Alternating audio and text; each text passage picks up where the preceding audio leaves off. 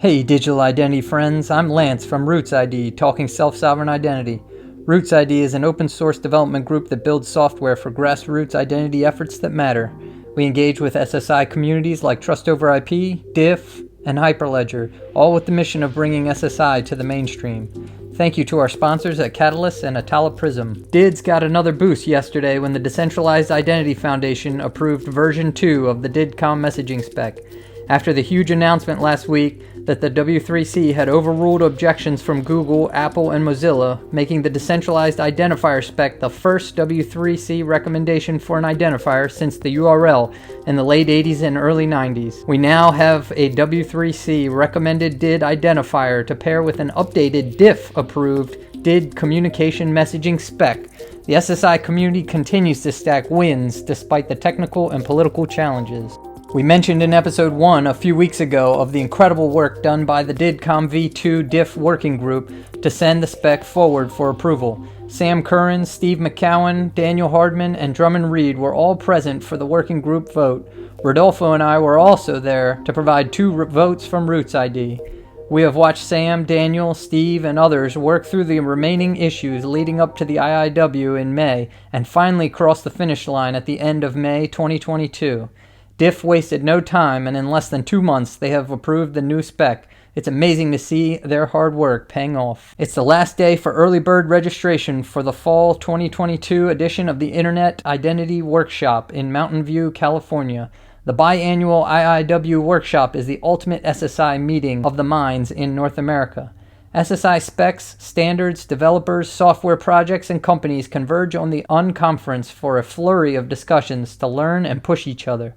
RootsID will be there again this fall after an incredible spring edition.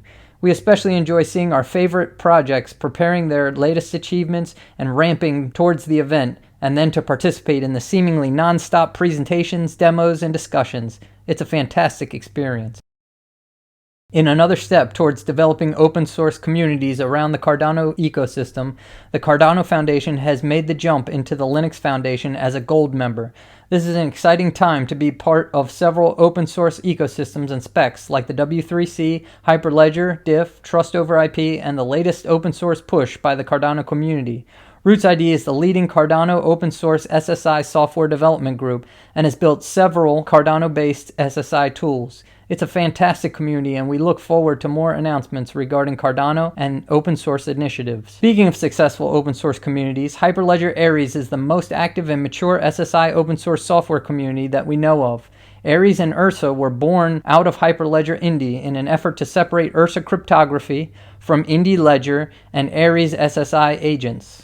Separating Aries opened the door for other ledgers and SSI projects to join forces with Aries to build a variety of agents and wallets, all open source. Aries itself was able to host multiple agent framework implementations in Python, .NET, Go, and JavaScript with varying support for client and server-side tasks. As you would expect, each framework is working its way towards being configurable, modular, and pluggable, but even more exciting is the focus on interoperability.